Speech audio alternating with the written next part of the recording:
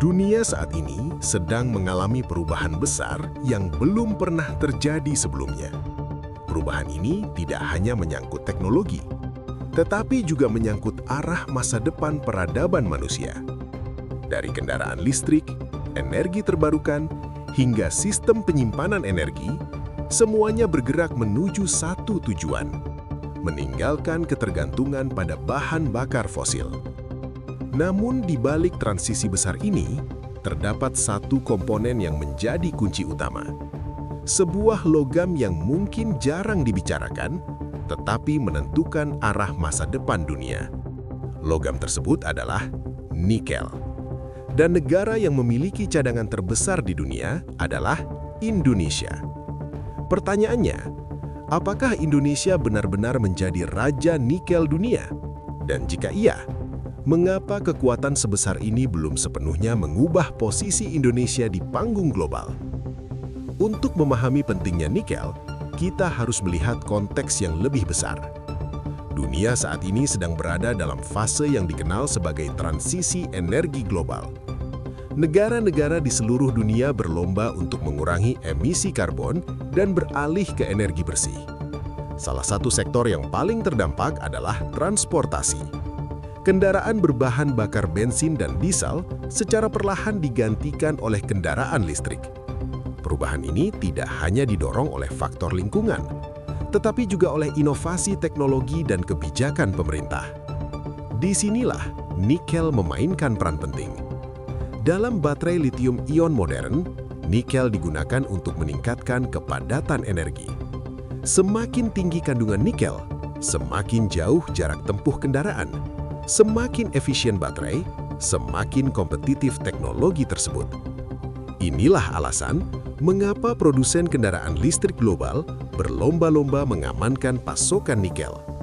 Permintaan global terhadap nikel pun meningkat tajam. Bahkan diperkirakan akan terus meningkat dalam beberapa dekade ke depan.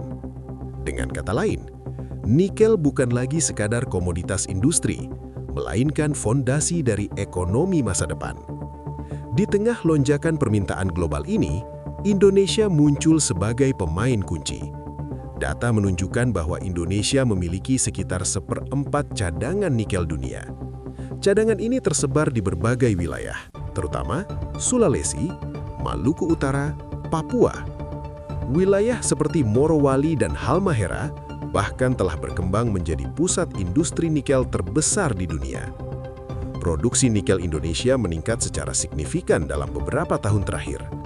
Negara ini kini menjadi produsen nikel terbesar di dunia, mengalahkan negara-negara lain yang sebelumnya mendominasi.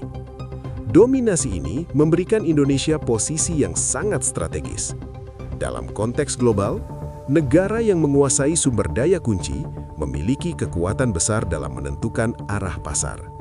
Dan dalam hal nikel, Indonesia berada di posisi tersebut. Namun kekuatan Indonesia tidak hanya berasal dari cadangan. Pemerintah Indonesia mengambil langkah strategis yang mengubah permainan global. Kebijakan tersebut adalah larangan ekspor biji nikel mentah. Kebijakan ini memaksa perusahaan global untuk membangun fasilitas pengolahan di dalam negeri. Tujuannya jelas, meningkatkan nilai tambah, menciptakan lapangan kerja, memperkuat industri nasional. Langkah ini dikenal sebagai hilirisasi industri. Dengan hilirisasi, Indonesia tidak lagi sekadar menjual bahan mentah, tetapi mulai memproduksi barang setengah jadi hingga bahan baku baterai. Ini adalah transformasi besar, dari negara eksportir komoditas menjadi negara dengan basis industri. Dominasi Indonesia dalam nikel menarik perhatian dunia. Perusahaan dan negara besar mulai berlomba untuk berinvestasi di Indonesia. China menjadi salah satu pemain utama, dengan investasi besar di sektor smelter dan pengolahan. Namun bukan hanya China, perusahaan dari Amerika Serikat, Korea Selatan, hingga Eropa juga mulai masuk ke dalam ekosistem nikel Indonesia. Bagi mereka, akses terhadap nikel berarti akses terhadap masa depan industri kendaraan listrik. Hal ini menciptakan dinamika baru dalam geopolitik ekonomi. Indonesia tidak lagi hanya menjadi objek, tetapi mulai menjadi subjek dalam permainan global. Namun di balik peluang besar ini, terdapat tantangan serius. Pertama, isu lingkungan. Aktivitas pertambangan dan pengolahan nikel dapat menyebabkan deforestasi, pencemaran air, dan kerusakan ekosistem. Kedua, ketergantungan teknologi. Sebagian besar teknologi pengolahan masih dikuasai oleh pihak asing. Ketiga, distribusi manfaat. Pertanyaan penting muncul, apakah keuntungan dari industri ini benar-benar dirasakan oleh masyarakat luas? Tantangan-tantangan ini menunjukkan bahwa menjadi raja nikel bukan hanya soal memiliki sumber daya, tetapi juga tentang bagaimana mengelolanya secara berkelanjutan. Dalam konteks global, nikel dapat menjadi alat pengaruh yang sangat kuat. Jika Indonesia mengurangi produksi atau mengubah kebijakan ekspor, maka dampaknya akan terasa secara global. Industri kendaraan listrik akan terganggu, harga baterai meningkat, produksi melambat. Ini menunjukkan bahwa sumber daya alam dapat menjadi bagian dari strategi geopolitik, dan Indonesia berada di posisi yang sangat strategis. Kedepan, Indonesia memiliki dua kemungkinan. Pertama, menjadi pusat industri global, mengembangkan ekosistem lengkap dari tambang hingga baterai. Kedua, tetap menjadi pemasok bahan baku tanpa nilai tambah maksimal. Pilihan ini akan menentukan posisi Indonesia di masa depan. Apakah akan menjadi kekuatan ekonomi besar atau hanya bagian dari rantai pasok global? Indonesia hari ini memegang salah satu kunci masa depan dunia, nikel, logam yang menggerakkan revolusi energi.